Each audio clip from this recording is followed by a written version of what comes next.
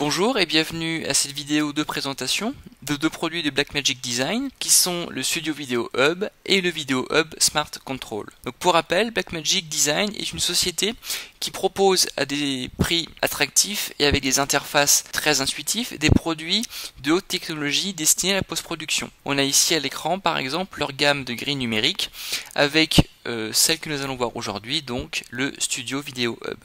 Tout le monde connaît les problèmes rencontrés avec un patch traditionnel où on va avoir en permanence des câbles à bouger, il faut câbler, décabler pour établir le lien entre nos sources et nos destinations, on a donc de risque d'avoir des câbles mal câblés, on va avoir une usure de notre matériel.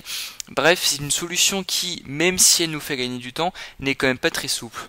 Contrairement à une grille numérique, donc, on va faire son patch une seule fois, une bonne fois pour toutes, et on va ensuite faire évoluer le lien entre nos sources et nos destinations à l'aide du logiciel fourni par Blackmagic ou alors avec une remote comme le Video Hub Smart Control. Donc ici, quand on voit donc ce Studio Video Hub, on va voir qu'il y a 16 branches composées chacune d'une remote, d'un SDI in, d'un SDI out et d'un SDI out dédié au monitoring. Ces SDI permettent d'atteindre un débit chacun de 3 gigabits seconde. On peut donc avoir des signaux SD, HD ou 2K. Pour fonctionner, on a besoin d'une alimentation électrique et on remarquera que l'on peut utiliser un signal de référence et que l'on peut, si nos besoins en grille évoluent, cascader plusieurs Studio Video Hub car on a un expansion port directement sur la grille. On remarque aussi ce câble blanc qui va relier la grille à un ordinateur puisqu'il va y avoir deux opérations à prendre en compte pour que notre grille fonctionne.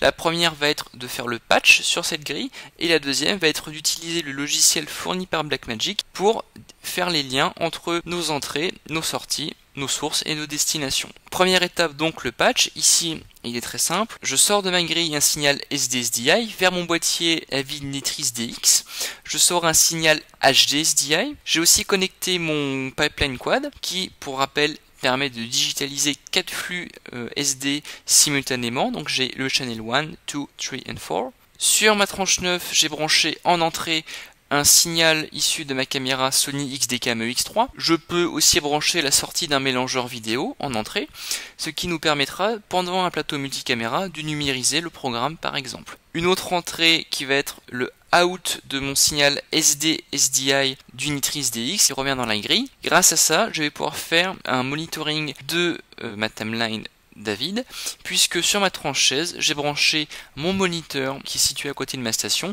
Je vais pouvoir envoyer plusieurs signaux vers ce moniteur, notamment donc celui de la timeline. Une fois que le patch est fait, on va aller regarder le logiciel Blackmagic Video Hub. Il permet deux types d'options, c'est-à-dire qu'on va pouvoir faire les switches, donc définir où va notre source, à quelle destination et inversement. Et on va aussi pouvoir changer le nom des labels. Par exemple ici on voit que c'est indiqué XDCam, tout cela a été paramétré avant, on va voir comment. Dans tous les cas, il faut que l'ordinateur soit relié via le câble USB à la grille. Ici on va donc voir un exemple du patch.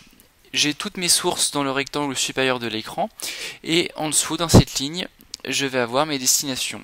Le principe de la grille n'a pas changé, je choisis d'abord ma destination, donc le moniteur vidéo, et je vais vouloir faire apparaître non pas le BNC1, mais ce qu'il y a sur ma timeline du AVID SD, c'est-à-dire le signal qui sort du boîtier Nitrice DX. À ce moment-là, on voit sur mon écran un moniteur, immédiatement l'aperçu de la timeline. Si je vais dans Media Composer et que je fais lecture, on verra que tout bouge. Je peux connecter de cette manière-là n'importe quelle source à n'importe quelle destination, en sachant que, ce qui est intéressant, c'est que, par exemple ici, j'ai mon pipeline, ici il n'y a encore que 3 flux sur 4, on verra après pour rajouter le quatrième, et je peux prendre ce qui sort de mon AVID et l'enregistrer par exemple, ou pareil, je peux prendre un flux XDK, et je peux lui demander de s'enregistrer sur les 3 flux à la fois. La Blackmagic va elle-même tripler le signal pour qu'on puisse avoir non pas un flux mais 3. Donc l'intérêt c'est que on n'est pas limité à un seul câble, on peut grâce à cette grille multiplier plusieurs fois son signal sans aucune différence de qualité. La deuxième possibilité pour observer ces switches va être le Main Router Control qui va permettre d'avoir une approche en menu déroulant des différentes connexions possibles. Par exemple, si je veux envoyer à mon moniteur vidéo quelque chose, c'est là que je vais aller choisir. Ici j'ai mon Avid SD, donc je vois l'image. La deuxième opération va être la définition des labels. On peut les voir ici, donc ils portent tous le nom pour chaque tranche, que j'ai choisi ma tranche 1, comme je l'avais dit, et ma tranche Avid SD. La deuxième, ce sera le Avid HD. Je veux rajouter mon pipeline 4, puisque comme je l'avais dit, on peut enregistrer 4 flux SD en même temps. Donc je vais rajouter pipeline 4.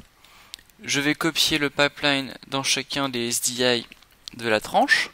Et quand je vais revenir au mode de visualisation, le push button, celui qu'on avait vu tout à l'heure, je vais pouvoir créer une nouvelle source, ici, en lui demandant de faire appel au pipeline 4. Je peux définir un icône, ce qui va me permettre de m'y retrouver plus facilement parmi mes sources. Et pareil, je vais créer une nouvelle destination, ce qui me permettra de relier, comme je le souhaite, par la suite pendant la post-production.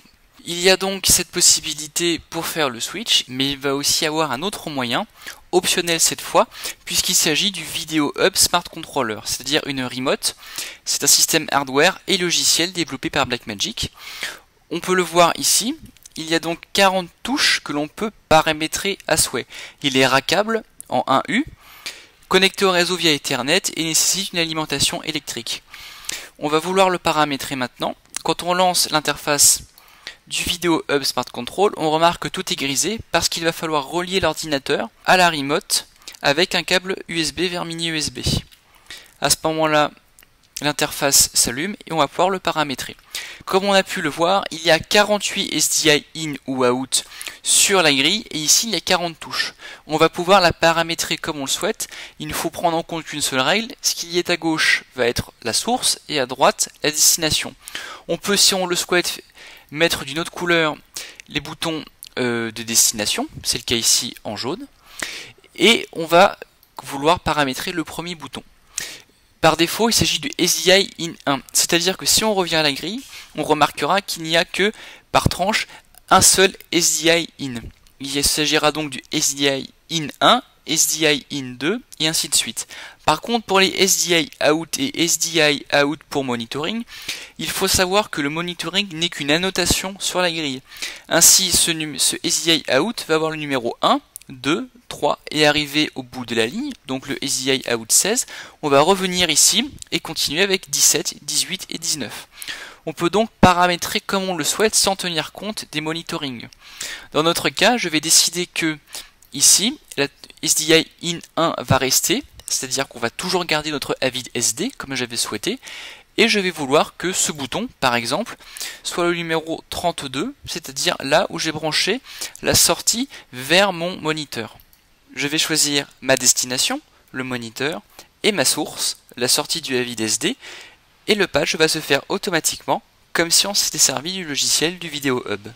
Une fois qu'on a fait nos réglages, on peut débrancher le câble USB et installer sur un rack à n'importe quel endroit du nodal ou de la société de post-production notre télécommande. Elle aura juste besoin de son alimentation électrique pour fonctionner et une connexion câble réseau. On a donc une solution complète proposée par Blackmagic puisqu'il s'agissait ici uniquement d'un seul modèle. Pour ceux qui souhaitent avoir des modèles plus petits ou avec plus d'entrées, il suffit de consulter la gamme développée par Blackmagic.